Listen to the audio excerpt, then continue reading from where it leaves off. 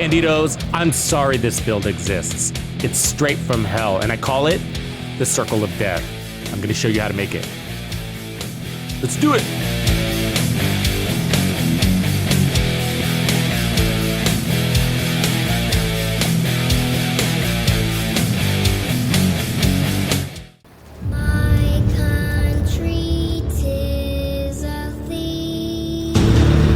There's nothing more off meta than this. Sweet land of liberty. It's inhumane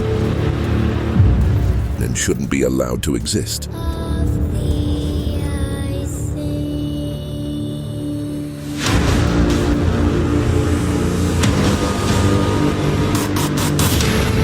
And today I bring it to you, Bandidos. Entering dog zone. So I hacked the Ortiz X0 gear set into a one-shot chain-killing rifle build that stands inside a fire curtain to burn everybody in your radius while you sit there and just pick them off at ease. Anybody that walks into your circle of death is dead. Enemies be warned. For this specialization, I'm using sharpshooter. You don't have to, but I like using the TAC 50 to kick things off, so that's mostly why I'm using it. It's also giving you more headshot damage and some stability and target acquisition speed, but it's definitely not required. You could also just run a Nemesis as a backup to kick off fights, but it's not really even mandatory to do that mechanic. I just like doing it. So some good alternates would be Technician or even Firewall if you want a longer fire. But listen, you're not going to want to run too much status effects on this build. I know that we're catching everybody on fire, but nobody's alive long enough for it to matter. The fire duration is really long, and you're going to be buffing it with what we have on the build. This is a hybrid build, a hybrid chain killer build. And by the way, if you didn't know, I host a playlist dedicated to the best hybrids in the game on my YouTube channel. Head over there, check it out. Tons to explore. This will be among them. Let's start with the gear set Ortiz X0. So it comes with 20% increased burn duration, skill health, and 40% burn damage. The fire is going to be stronger than you even need it to be. So 4 pieces gives you the incinerator turret prototype. So that's going to spin 360 degrees and you're going to be immune to that fire. So that allows you to stand in that circle of death and put up a fire curtain that nothing can get through, at least alive. And then it explodes when you disable it. So we got a skill tier on this one, headshot damage and more headshot damage. So what's important for this build is that your primary weapon has over 150% headshot damage. And so with this, I put 161% here, 162. So we're in good shape. Okay, here's the second piece. It's the gloves. It's got a skill tier and headshot damage. So those 2 pieces should be really easy to farm. And the knees has headshot damage and weapon damage. So yeah, we took off the skill tier, we added weapon damage. So if you're looking for pieces like this, probably the best place is to either craft them or go into countdown and farm it. And then the holster is headshot damage and weapon damage. So I'm running the memento, and that's for that extra skill tier, but also for the skill efficiency. As you can see, we get 5% skill efficiency for every skill tier when we grab a trophy, which we're getting all the time. And that's going to be buffing that damage duration, skill health, skill haste, status effects, everything to that fire turret. So that's why your fire turret is going to be super strong. Plus you can get an additional 30% skill efficiency when you have all your trophies, which is so easy to do with this build. And you're going to get 30% weapon damage and 5% more weapon damage when you grab a fresh trophy. And we got 4 red cores, so that's 20% more damage, more than you're going to need. And you're going to be stacking those. Plus you're going to get bonus armor. It's only 10% of that, but we're going to have the 3% armor regen. That's your main source of heals. This is probably the best backpack. You can run the Ortiz X0 backpack as well. Something like this. That's going to give you more weapon damage. You just don't really need the weapon damage. It's also going to give you more range. You don't really need that either. Because remember, nobody's really alive long enough for you to overly rely on the turret. And I put skill haste here, so that way when I'm on the move, this thing comes back a little bit faster. But for the most part, this is a zonal play build, and we're going to talk about that in a little while and how to use it best so you're not always on cooldown, because that would be annoying. And lastly, you don't absolutely need skill haste here because you have all that skill efficiency, but I didn't need the headshot damage either, and duration wasn't really a problem, so I just went ahead and went skill haste. Okay, for the chest piece, I'm running Walker and Harris, pretty typical. This is the named one, the chain killer. It's got weapon handling, headshot damage, and then we got perfect headhunter. That's going to give us 1,250% additional damage based off of the last headshot kill. That's what's giving us the ability to chain kill along with our primary weapon. And so that's the 1886. I got reload speed here. It's got a high base weapon damage, 5 in the mag. That is 5 kills. I got a little bit of expertise on mine by default, but you don't need that. Then you're going to have damage to targets out of cover if you can, stability, which is looking pretty good, and then determined. So determined is actually really important for this build. It's basically required. And the reason why it's required is because as a headshot player, you don't really want your enemy to be on fire. Because when they're on fire, they're kind of leaning over and waving their arms. It makes them an extremely difficult target because then you accidentally shoot them in the hand or the elbow or something like that. And that's going to take away your chain killing capabilities. And then you have to start all over building that up. So what determined does is once you have it acquired, so of course you got to get a headshot kill to activate it. And from that point forward, you can kill the enemy anywhere on the body. And I'll show the mechanics here in a little bit. That's important because when they're on fire, if you accidentally shoot them in the arm, then it's not a big deal. And you're going to be doing that on purpose. You're just going to go center mass on the enemy and just clear them out as they're all on fire. They won't even have a chance to shoot at you. And so in the gameplay footage, I am playing with all directives on just so you can see that this is a pretty amazing build. Hey Bandidos, the community we have built together wouldn't have been possible without you. So as a thank you for supporting my channel, I am bringing you the hookup on member perks, including even more Division 2 content and the celebrated gaming music playlists.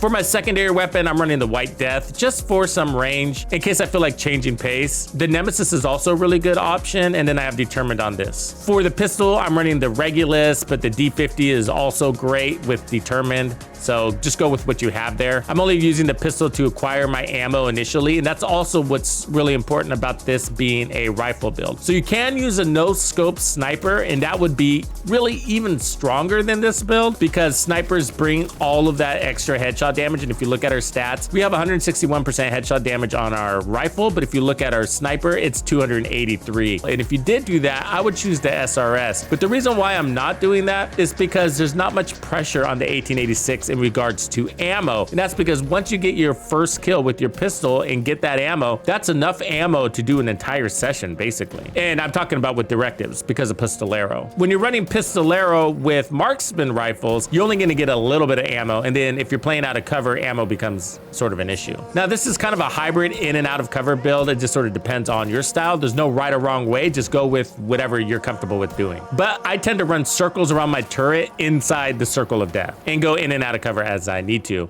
Usually when I'm reloading. That's also why the rifle is easier because the crosshairs close faster when you're on the move, making the rifle easier to run and gun with over the snipers. But you are going for center mass, so there's no real wrong choice here. Okay, looking at the build at a high level. So I did test this actually extensively, and there's a lot you can play with. You can actually add another skill tier and still have your chain killing capabilities. But I decided to step it back again because we have all that skill efficiency and you're so strong, you don't need the turret to be overpowered. So I decided to take it back to weapon damage. But you could also put on an armor core as well and get a little bit more bonus armor and regen from that. But the reason why I ultimately decided to go with the red core is in case you decided to play in a group. So this is primarily designed for solo gameplay, but it will allow for small groups. I don't really suggest using this in a 4-man group. I'm not sure it will even work. You might have to add an additional red core. And the status effects is really just designed for you again and to stand in that circle of death. If you're going to be on a team, you might as well just go all in on the fire, clear that room really quickly and move on as they're doing all the DPS, you know, so just kind of take your role instead of being a hybrid.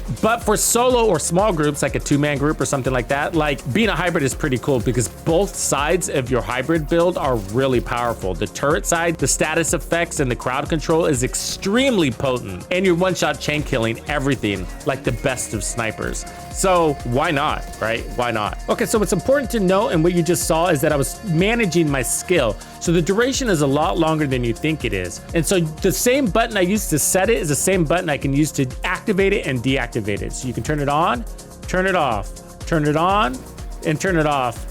And that's the trick to getting the most out of that turret. And I also want to give a quick demonstration on what I mean when I say curtain of fire. It's basically like an Iron Dome type concept. So when you have your turret activated, meaning it's shooting fire, then grenades and things like drones won't be able to make it through the fire. The turret will actually destroy them in flight. It's really cool. It makes it especially helpful in Legendary where you have those drones and grenades flying at your face. Hostile broadcast picked up. I really enjoyed coming up with this build and delivering it to you. It's both unique and effective. My favorite combination. And it just had me thinking about hybrids and how fun they are in the Division 2. And so I have a question for you, like, where do we draw the line between the shooter and the skill centricity of this game? And then I kind of want to walk that question backwards and like, what makes the Division 2 or the Division franchise really unique, and what separates it from the other games like Ghost Recon, for example? Like for me personally, I want to see emphasis on the shooting. I want a high quality shooter here, like what we have, but there should always be a strong emphasis on the skill side of things. And we haven't added new skill delivered to us in some time. And I think the devs have been getting away with it because of all the new players entering the game who are still exploring the initial set of skills that we have. So they're sort of squeaking by, but the reality is how long can we go before we get another new skill, before the game just sort of starts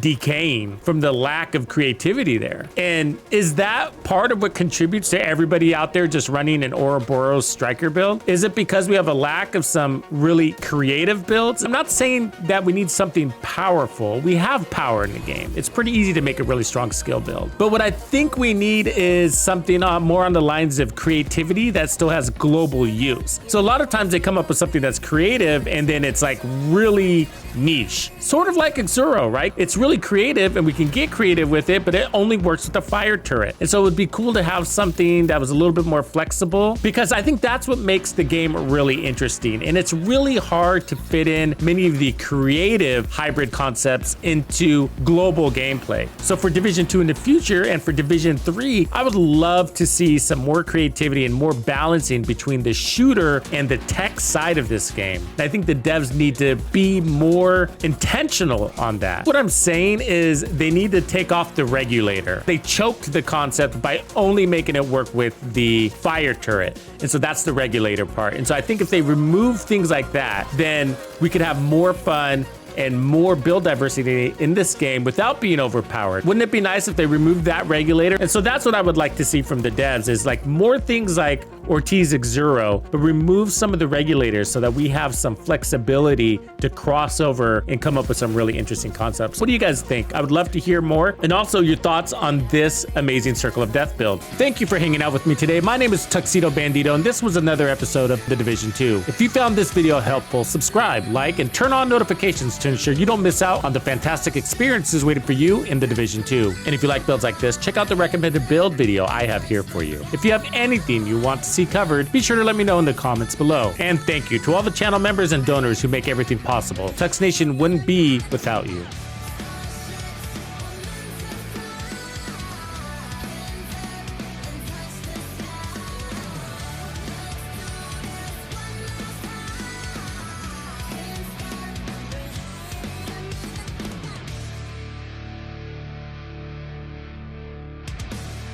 Follow me. I get it.